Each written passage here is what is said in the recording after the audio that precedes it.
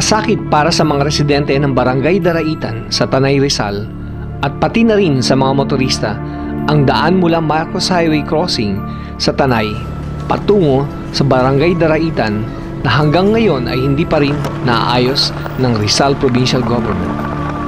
Nangako ang gobernador ng Rizal na si Junjun Inares sa mga residente ng Barangay Daraitan na ipaayos nito ang nasabing kalsada dahil nakapaglaan na ang Department of Budget ng 168 million para sa improvement ng kanilang kalsada.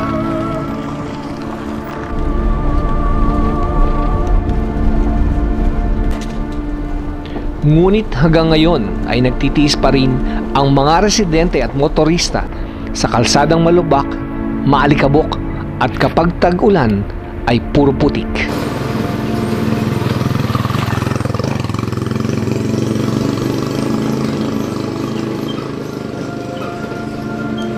Ayon sa residente ng Barangay Daraitan, halos lahat ng mga nakatira doon ay pagsasaka ang hanapbuhay. Malaking tulong sa kanilang kabuhayan ang pagkakaroon ng farm-to-market roads kung saan sa pamamagitan ng maayos na kalsada, mas mabilis at mas madaling maibababa ng mga magsasaka ang kanilang produkto sa pamilihan.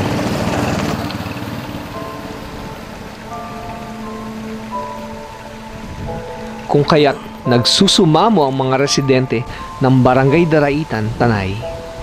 Sana'y magkaroon na ng katuparan ng kanilang kahilingan sa provincial government na ilabas na ang pondong aprobado ng Department of Budget para sa pagpapagawa ng kanilang kalsada.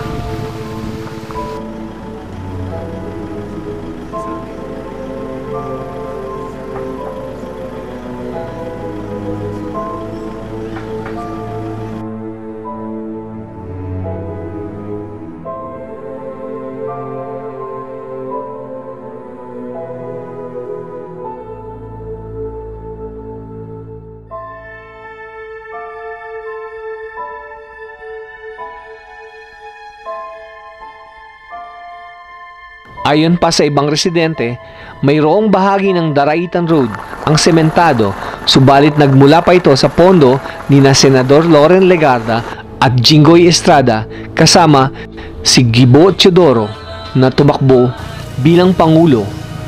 Subalit sa panig ng provincial government, wala pa itong naiaambag para sa pagsasaayos ng 9 na kilometrong kalsada mula sa Marcos Highway Crossing patungo sa Daraitan Barangay proper.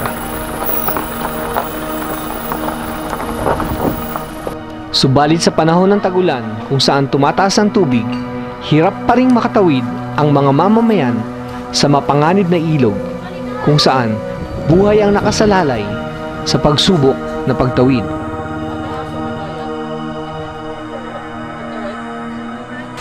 So ate, halimbawa ang tubig tumataas hanggang dito, ano yung mga na-experience niyo kahirap, lalo na sa estudyante o sa residente? Yung ano po, yung pag tumataas po yung tubig dito, lalo na po dito sa ano namin. Hindi po kami nakakapasok, tapos bumabagsak po kami sa exam kasi hindi kami nakakapasok. Tapos pag bumabara dito, wala din po nakakapag mag-jeep kasi ganun po yung ano dito, lalo na kapag bumabagyo po. Tulad nito po, ano po, yung parang gumuho po yung lupa. Tapos wala pong nakakabiyahe dito. Kahit yung tulay po nasisira po yan.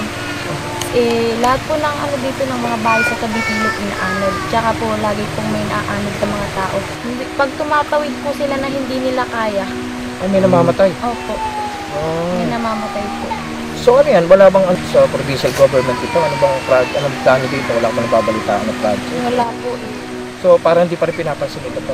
Hindi. Kahit nga po malapit na naman yung botohan. Hindi po nila inaano. Okay. So, yung tulay na yun, ditanggal yun no? Opo. Pag malakas ang ulan, tinatanggal nyo yun. So, tulong-tulong kayo nagtatanggal. Opo. Tapos ito, gawa ng barangay. Opo, inaambag-ambag. So, wala pa rin ang provincial government? Wala po. Wala pa rin ambag? Wala po. Okay.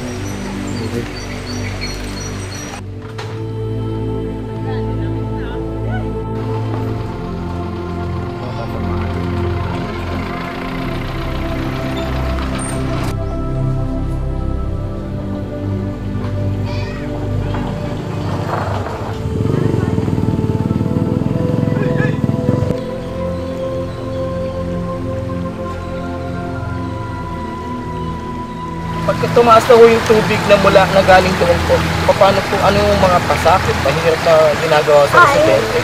Itong mga anak ko hindi nakakatayo. Dahil itong mga anak ko, itong mga apo ko yung nag-aaral, tatlo pa naman na kami nag-aaral. Absent yan. So, nagbabayad pa kayo ng bangka? Ay, ngayon, nagbabayad. Kasi talaga mataas ang tubig. Pag naman napakalaki at tubig, 2 tao lang ang laman ng bangka. Yan ang 2 rin ang isa sa una at isa sa uli. Yan ang pagka lumubog ang bangka, hindi mahagit ng tayo ng bangkero. Katulad nung araw ng araw yung may nalunod na dito. Itong ilog na ito. Pero ito lang tao ito kinilunuran. Sa puntong ito, damang-dama ng mga residente ng Barangay Daraitan na sila ay napabayaan ng pamahalaang lalawigan ng Rizal.